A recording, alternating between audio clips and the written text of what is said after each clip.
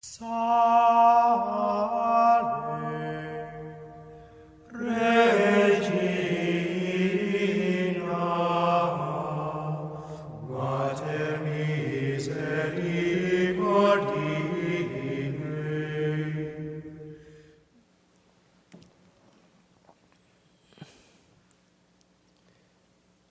On the day of our Lord's resurrection, God's providence and wisdom and His omnipotent power to bring all things He wills about, even when sometimes His immediate plans are frustrated by the will of men, He works out this perfect drama of faith on the road to Emmaus. Here you had these two disciples who were walking away from the garden of the resurrection on Easter morning in the bright light of the new day that our Lord had made. They were walking away from the sunrise, you might say, sad and disheartened because they had failed to believe the news that the women had brought them.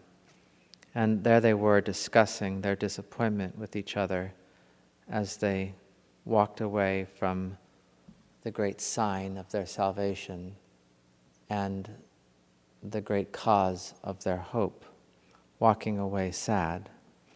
And it was in this way that our Lord found them, and He found them, of course, deliberately after His resurrection, His body glorified, and His appearances occurring in different places far apart, by which He traveled by means of His glorified body in a way that cannot be explained naturally. He predetermined to meet them along the road, and in the daylight they failed to distinguish who He was by His own will. He hid Himself from them.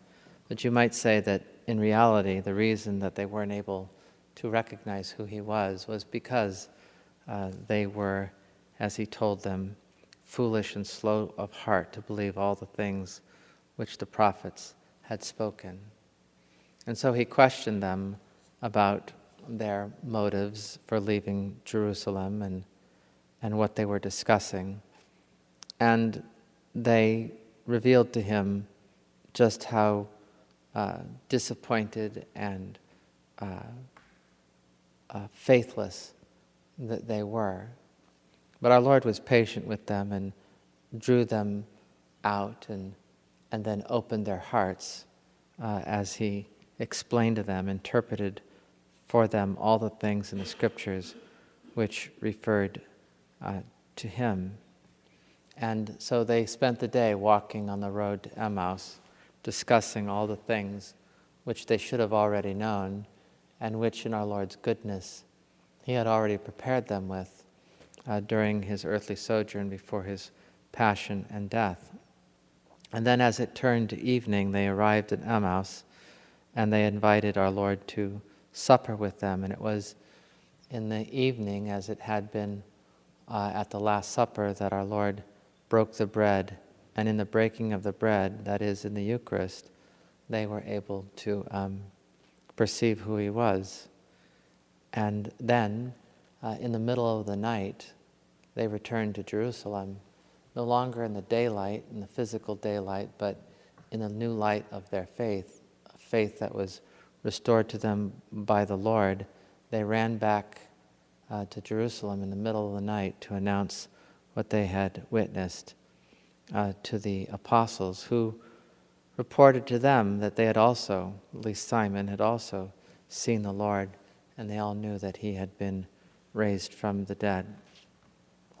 And in our own lives, we find ourselves very often in the position of the disciples on the road to Emmaus. And in a certain sense, we have greater cause to be rebuked by our Lord and to be told that we are foolish and slow of heart to believe all the things, not only that the prophets have spoken, but which we have witnessed. we can look back upon the disciples on the road to Emmaus and Peter and John, and especially, of course, Thomas, and tisk them for their lack of faith. And yet we are able to read these accounts of those who were slow to believe and had to come to terms with the fact that they had not responded to the grace that they had been given when our Lord had spoken to them beforehand about his suffering and death, or when, for example, Peter had received the grace to be on the Mount of the Transfiguration when our Lord was preparing him for his suffering and death.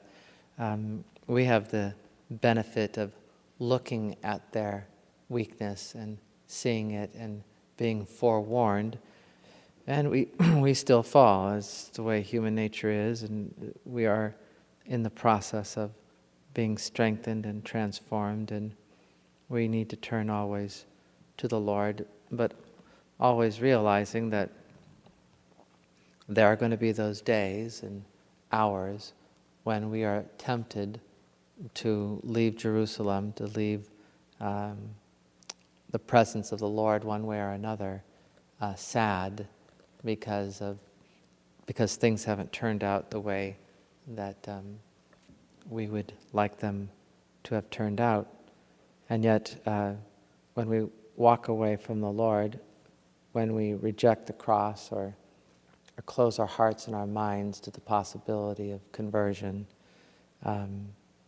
we are walking away from God's power. And it's when we finally realize that and submit ourselves to Him and recognize Him in the Eucharist and in His power in the midst of our crosses, that we are able to be strengthened and return to our convictions and persevere in them, even though sometimes it may be night. The disciples on the road to Emmaus ran back to Jerusalem in the middle of the night in joy because they knew the truth and they accepted it and they embraced it. They were no longer afraid of what they were to find in Jerusalem because they knew that they would find the Lord. So each and every day we must live in the light of our Lord's resurrection and His power. And we do that in the breaking of the bread, in the most blessed sacrament.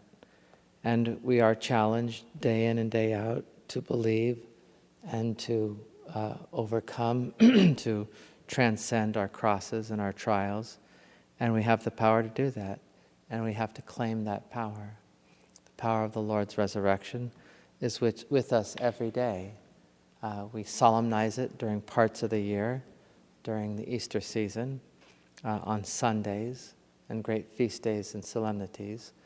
But that power is always with us. Every day is a feast day in a sense. Every day is a cause of rejoicing because the grace of God and His power to lift us out of our misery is always with us.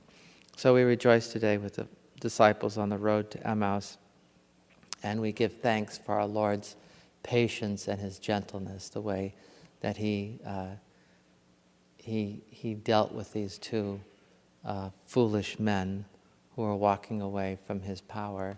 He caught them and drew them back by the bands of His love. He set their hearts afire so that after they finally recognized them, they were able to say, "Was not our heart burning within us while He spoke in the way and opened to us the Scriptures?" Let us give thanks that He has set our hearts afire and speaks to us through the Scriptures and through the teaching of the Church, and most especially through His presence within us when we receive Him in the Blessed Sacrament.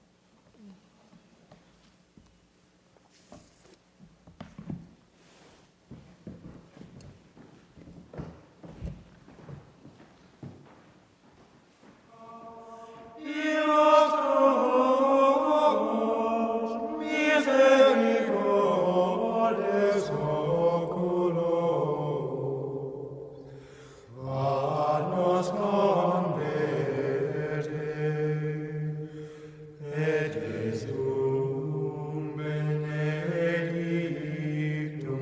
fructum ventris tuum,